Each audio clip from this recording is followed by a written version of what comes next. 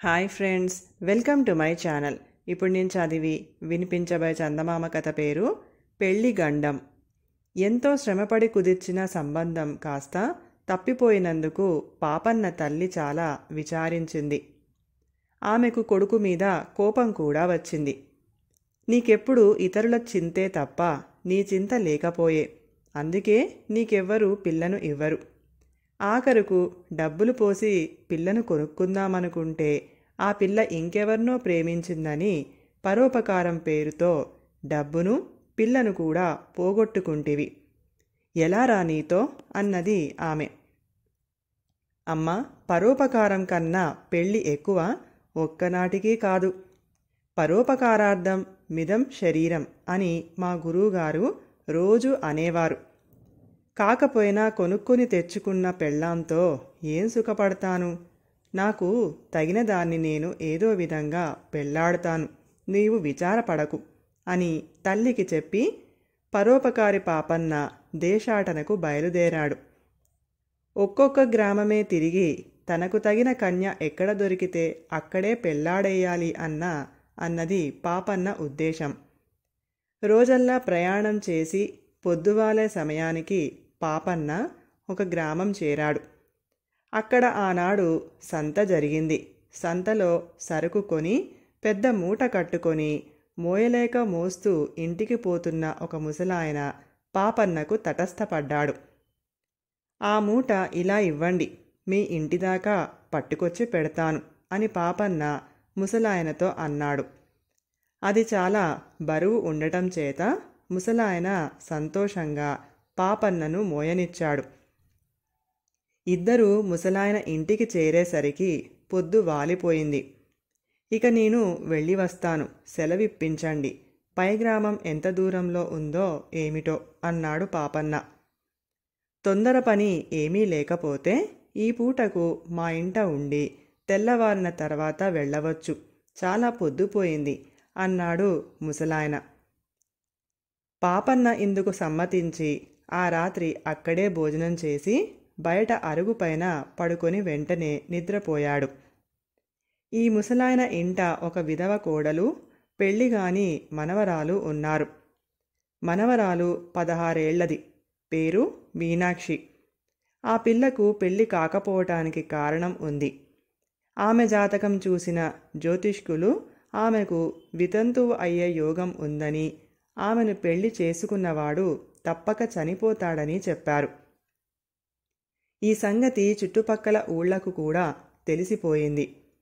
అందుచేత మీనాక్షి అందమైన పిల్లే అయినప్పటికీ ఆమెను చేసుకోవటానికి ఎవరూ సాహసించలేదు. అదీగాక ముసలాయనకు కూడా జాతకాలలో పూర్తి నమ్మకం ఉండటం చేత ఆ పిల్ల పెళ్లి కోసం ఎక్కడా సంబంధాలు వెతకలేదు. పిల్ల పెళ్లి భారం అంతా దైవం మీద వేసేసి ఆయన చేతులు కట్టుకుని కూర్చున్నాడు. ఇలాంటి పరిస్థితిలో గోరు చుట్టుపై రోకటి పోటు అన్నట్టుగా రాజుగారు ఒక శాసనం చేశారు. 16 ఏళ్లు నిండి పెళ్లి కాకుండా కన్యలను ఉంచరాదు. అలాంటి కన్య ఎక్కడైనా ఉంటే గ్రామాధికారులు వారిని తమకు ఇష్టమైన ఎవరికో ఒకరికి ఇచ్చి బలవంతంగా పెళ్లి చేసేయవచ్చు. సరిగ్గా ఈ రోజునే మీనాక్షికి 16 ఏళ్లు నిండాయి. రేపు గ్రామాధికారి వచ్చేసరికి ఆమెకు పెళ్లి అయి ఉండకపోతే ఆమెను దారిన పోయే ఏ దానయ్యకో ఇచ్చి ముడి పెట్టేస్తారు. కాటికి కాళ్ళు చాచుకొని కూర్చున్న ఏ ముసలాడినైనా ఆమెను పెళ్లాడటానికి సాహసించవచ్చు. అరుగు మీద పాపన్న నిశ్చింతగా నిద్రపోతూ ఉంటే ఇంట్లో ఉండే ముగ్గురు ఈ విషమ సమస్య గురించి తలకాయలు పగలగొట్టుకొని చాలాసేపు నిద్రపోలేదు. తల్లి కూతుళ్ళు కంటికి మింటికి ఏకధారగా ఏడ్చారు. ముసలాయన వారిని సముదాయించలేక తాను కూడా కంటతడి పెట్టుకున్నాడు. చాలా పొద్దుపోయి వాళ్ళు పడుకున్నాక మీనాక్షి మెల్లిగా లేచి బయటకు వెళ్ళింది. బావిలో పడి ఆత్మహత్య చేసుకుంటే పీడ విరగడ అయిపోతుందని ఆమె అనుకుంది. మీనాక్షి లేచి వెళ్ళటం తల్లి గమనించి వెనకల్నే ఆమె కూడా వచ్చి బావిలో పడబోతున్న కూతుర్ని పట్టుకొని, తోడు లేకుండా ఒక్కత్తివే బావిలో ఎందుకు పడతావు తల్లి? పడితే ఇద్దరము పడదాం అని గొల్లుమంది. వీళ్ళిద్దరూ ఏడుస్తూ మాట్లాడే మాటలకు పాపన్న కాస్త లేచి కూచున్నాడు. బావి దగ్గర ఇద్దరు ఆడవాళ్లను చూశాడు. వాళ్ళు బావిలో దూకటానికి పోటీలు పడటం విన్నాడు. గబగబా అతను వాళ్ల దగ్గరికి వెళ్ళి, బావిలోకి దిగాలంటే నేను దిగుతాను, మీ వల్ల ఏమవుతుంది? ఇంతకు బావిలో ఏమన్నా పడిపోయిందా ఏమిటి అని అడిగాడు. ఈసరికి ముసలాయన కూడా లేచి బయటకు వచ్చాడు. ఆయన పాపన్నతో తమకు వచ్చి పడిన సమస్య గురించి వివరంగా చెప్పి, నాయనా, మాకు వచ్చి పడిన కష్టం ఒకరు ఆర్చేది తీర్చేది కాదు అన్నాడు. ఇందులో కష్టం ఏముందండి? కావలిస్తే నేను మరొక పూట మీ ఇంట్లోనే ఉంటాను. రేపు గ్రామాధికారి రాగానే పిల్లకు పెళ్ళి అయ్యిందని చెప్పండి. పిల్ల మొగుడు ఎక్కడా అని అడిగితే నన్ను చూపండి. ఆ తర్వాత రాజుగారి శాసనం బెడద తప్పుతుంది. నా దారిన నేను వెళ్ళిపోతాను అన్నాడు పాపన్న. పెళ్ళి అయిపోయిందని అబద్ధం ఆడితే గ్రామాధికారి నమ్ముతాడా నాయనా? పురోహితుడి సాక్ష్యం కావాలి. నలుగురు పెళ్ళి జరిగిందని అనాలి అన్నాడు ముసలాయన. పాపన్న కొంచెం ఆలోచించి, అలా అయితే పెళ్లి తంతు జరిపించండి. నేనసలు గ్రామాల వెంట బయలుదేరిందే పెళ్లి కోసం. నా పని మీ పని కూడా ఉనగూడినట్టు అవుతుంది అన్నాడు.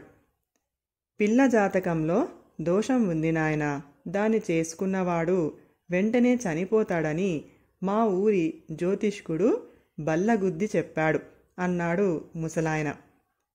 మీనాక్షి కూడా వద్దు వద్దు, నన్ను చేసుకుంటే ఆయన చచ్చిపోతారు అన్నది. పరోపకారం చేసే అవకాశమే దొరకాలి కానీ నేను చావటానికి భయపడేవాణ్ణి కాను. పరోపకారం కోసం ప్రాణాలు అర్పించినవాడు మరింత పుణ్యం సంపాదించుకుంటాడని మా గురువుగారు 1-2 సార్లు చెప్పేవారు అన్నాడు పాపన్న.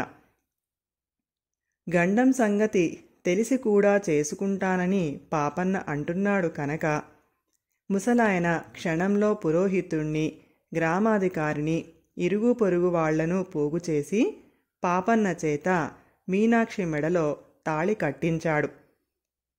ఈ పురోహితుడే మీనాక్షి జాతకం చూసిన జ్యోతిష్కుడు. పెళ్ళైన కొద్దిసేపట్లో పాపన్న చావకపోతే ఊళ్ళో తన మాటకు చిల్లిగవ్వ విలువ ఉండదనుకొని ఆ పురోహితుడు నీళ్లల్లో ఏదో మందు కలిపి పాపన్న చేత తాగించాడు. అది తాగిన కొద్దిసేపటికే పాపన్న స్పృహ తప్పి పడిపోయాడు. పెళ్లికి వచ్చిన ఆడవాళ్లు గొల్లుమన్నారు. గ్రామాధికారి తక్కిన పెళ్లి పెద్దలు కంగారు పడిపోయారు. నాకు మొదటనే తెలుసు, విధిని ఎవరు తప్పించగలరు? నిక్షేపం లాంటి కుర్రవాడు, ఏ ఊరువాడో ఏమో, పాపం నిష్కారణంగా ప్రాణం మీదికి తెచ్చుకున్నాడు అన్నాడు పురోహితుడు. పాపన్న నిజంగా చచ్చాడో లేదో చూడాలని ఎవరూ ప్రయత్నించలేదు. జ్యోతిష్యంలో వారికి గల నమ్మకం అటువంటిది. పాపన్నను శ్మశానానికి తీసుకుపోవటానికి ఏర్పాట్లు అన్నీ జరిగాయి. అతనికి స్నానం కూడా చేయించారు. ఆ సమయంలో పాపన్న ఒక్క దగ్గు దగ్గి వాంతి చేసుకొని కళ్ళు తెరిచి లేచి కూర్చుని, ఏమిటి, ఏం జరిగింది అన్నాడు. అతని శరీరం దృఢమైనది. పురోహితుడు ఇచ్చిన మందు అతనిపైన ఎక్కువసేపు పని చెయ్యలేదు. కానీ పురోహితుడు తన పీక మీదికి వచ్చిందని తెలుసుకొని మాట ఫిరాయించేసి అక్కడ ఉన్న వారితో, అసలేం జరిగిందో చెబుతాను వినండి. ఈ అబ్బాయి మొహం చూస్తూనే దీర్ఘాయువని పసికట్టేశాను. కానీ అమ్మాయి జాతకంలో ఉండే పీడ పోవటానికి కాను అపాయం లేని మందు ఒకటి నీటిలో కలిపి అబ్బాయి చేత తాగించాను. ఈ సంగతి ముందుగా మీకెందుకు చెప్పలేదంటారేమో. అతను నిజంగా చనిపోయాడనుకొని మీరంతా ఒక శోకం పెడితే తప్ప దుష్టగ్రహ వీక్షణ దోషం సమసిపోదు. అబ్బాయి ఎప్పుడు లేస్తాడా అని ఇందాకటి నుంచి చూస్తూనే ఉన్నాను. లేవనే లేచాడు. ఇక అతని ఆయుర్దానానికి ఎలాంటి ప్రమాదమూ లేదు అన్నాడు. ఈ మాటలు అందరూ నమ్మారు. పాపన్న తన భార్యతో అత్తవారింట 3 నిద్రలు చేసి ఆమెతో సహా ఇంటికి తిరిగి వచ్చాడు. ఒక్క కాని ఖర్చు లేకుండా పాపన్న చక్కని చుక్కను భార్యగా తెచ్చుకున్నందుకు అతని తల్లి సంతోషించింది. తనకు ఆపదలో అడ్డుపడటం కోసం తన ప్రాణాన్ని కూడా ఇవ్వటానికి సిద్ధపడ్డాడని మీనాక్షి పాపన్నను దేవుడి కంటే ఎక్కువగా చూసుకుంటూ అతనితో సుఖంగా కాపురం చేసింది. కథ సమాప్తం. ఈ కథ కనుక మీకు నచ్చినట్లయితే ప్లీజ్ లైక్ చేయండి, షేర్ చేయండి. మరిన్ని మంచి మంచి కథల కోసం మా ఛానల్ని సబ్స్క్రైబ్ చేసుకోండి. Thank you.